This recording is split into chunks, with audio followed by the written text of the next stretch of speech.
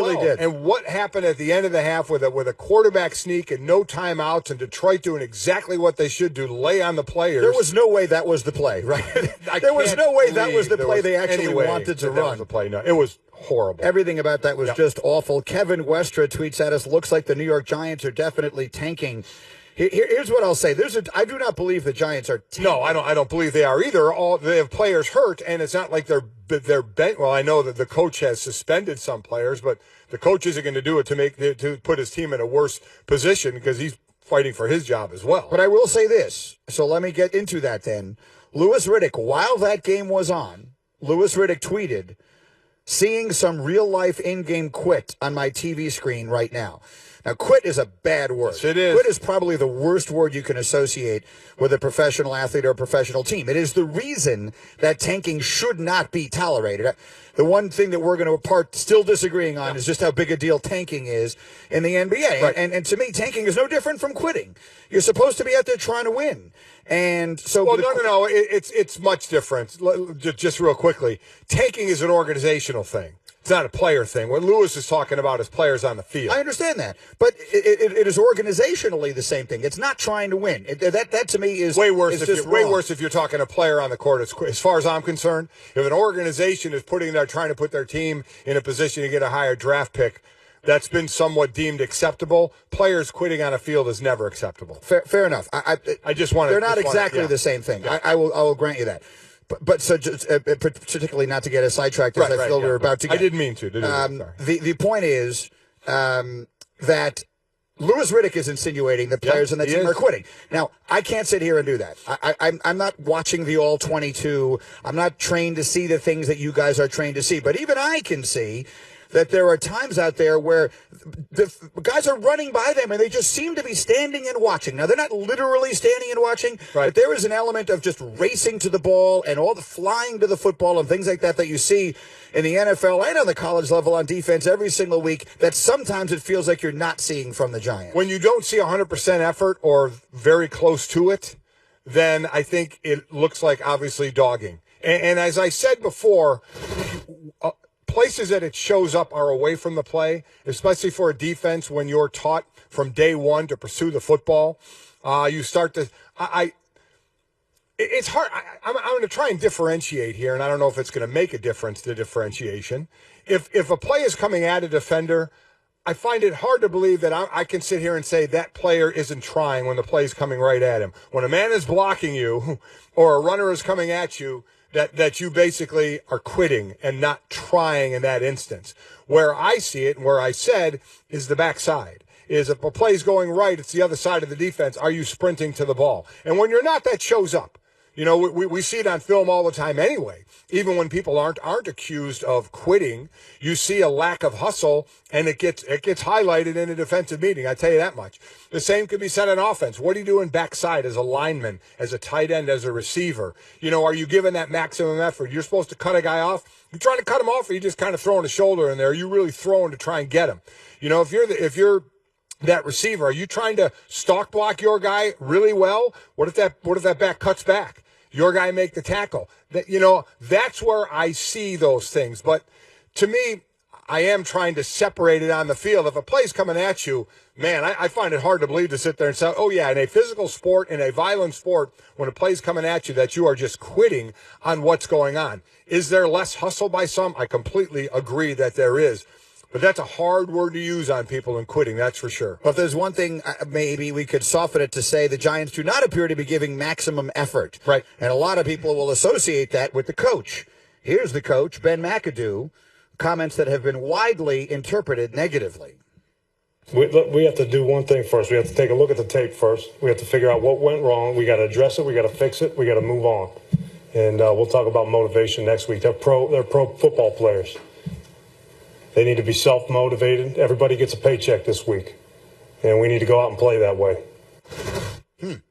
So, on one level, that's not arguable. No, of course. it's not. You're supposed to be motivated to go out there and play. You're a professional. You're supposed to give it your all. But then there's another level that says, if your job as the coach is not to motivate the team, what is your job exactly? Here's my thought on that, is coming off of why, you sit there and say, what should you say, what should you not say? And a lot of people would say, listen, a few players anonymously called him out. He just publicly called out players as well and say, why are you doing that or whatever. You know my thought on that. If I need a coach to motivate me, I'm in the wrong business. Now, it's nice if a coach can say something that helps you want to run through a wall. I get it. But from what he said, he's right.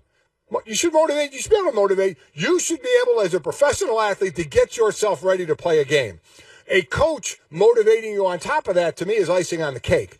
But if I'm not ready to play a game, there's no way I'm looking at the coach and saying, well, you know what? He didn't really motivate me to play. So now it's whether you say that or not, coming off of anonymous players calling you out. Now, he basically just said, hey, players got to be motivated themselves. You know what this is what we're seeing is the end of something. This relationship is going to end. Every word will be parsed. Nothing's going to get better here, and then it's just going to end. But you're 100% correct, and I'll take it a step farther. That comment is the reason why this relationship has turned sour. Because Ben McAdoo is the king of pointing a finger at his players. All right? It goes all the way back, and we talked about this at the time when he called out Eli Manning's sloppy quarterback play. Right. And Eli rose above it, took the high road, because that's what you do. You don't point the finger at somebody else. Ben McAdoo, in that comment, is taking no responsibility himself. Right? How about, you know what? Yeah, it's all our job or whatever the case is. They're professionals. It's their job to be self-motivated. We'll look at the tape and make the corrections. That is a lot of pointing the finger, which I think the perception in the Giant locker room, if you listen to the quotes, if you listen to what the players are saying to Josina, take out of it the fact that you don't like that they're saying it. But what they're saying. I agree with you. Yeah. But they're not saying it because they're making it up. No, as we said last week, what they're saying is probably true. He's throwing us under the bus left and right. And that comment right there is a perfect example of it. They're supposed to be self-motivated. Okay, coach, so you didn't do anything wrong. Got that. Check. Move on. That I think, is the perception that a lot of people seem to have about McAdoo's idea in New York. So this is a classic example of this team had 11 wins last year, and we didn't hear any of this. Right. This is a classic example of losing shows a whole lot. Yeah. Losing shows players who feel they need to make anonymous coach, which I think is embarrassing, and it leads a head coach when things start to go bad to point fingers elsewhere. So that's what you find out. As we said, when things are going good, character is not tested. Character is tested when things are going bad, and a lot of people are failing the test right now in New York. Here's Ryan Clark with his thoughts on Ben McAdoo's comments. Coaching matters. And when you have a guy like McAdoo, Ben McAdoo, that gets on there and say, you know what, they should inspire themselves and everybody gets a paycheck.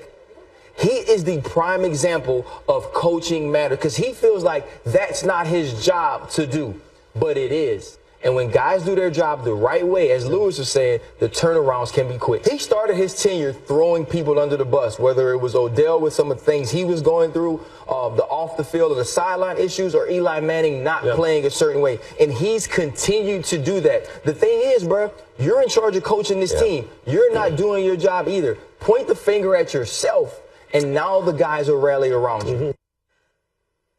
You know, again, a lot of people ask why can't these people tell the truth? Why can't the player say what he said? I would rather him say it, putting his name to it. On Countdown, I heard Charles Woodson say that he did that in the locker room when he did put his name to saying he thought a coach, was done, basically. But people say, why can't they say that? And people will say, why can't McAdoo say players should motivate themselves? Because, in my opinion, that is true. Players should motivate themselves. As I said, if you can get extra from the coach, great. But you shouldn't be relying on the coach to get you ready for a game.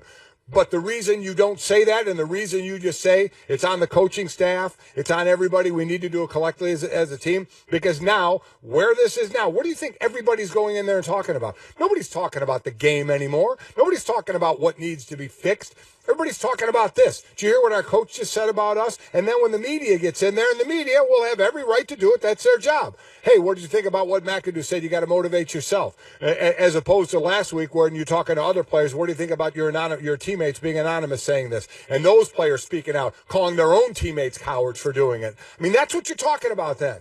So how bad it is, it just spirals worse. What you're trying to do is you're trying to dig out of a hole. but all they're doing is they all have shovels in their hands and they're just digging the hole deeper. That's what happens when you say those kind of things, which seem like, oh, what he's saying is the truth. But there's reasons you don't say it. Everybody should be helping everybody else out of the hole instead of digging the hole deeper. On we go. The countdown to Amazon Black Friday Deals Week has begun. Start shopping great deals from all departments today. We're Mike and Mike rolling along. Jeff Saturday today. Booger McFarland and all the college. Gus Malzahn off a big win this weekend, and Magic Johnson will join us later this morning as well. Coming up next, we'll explain why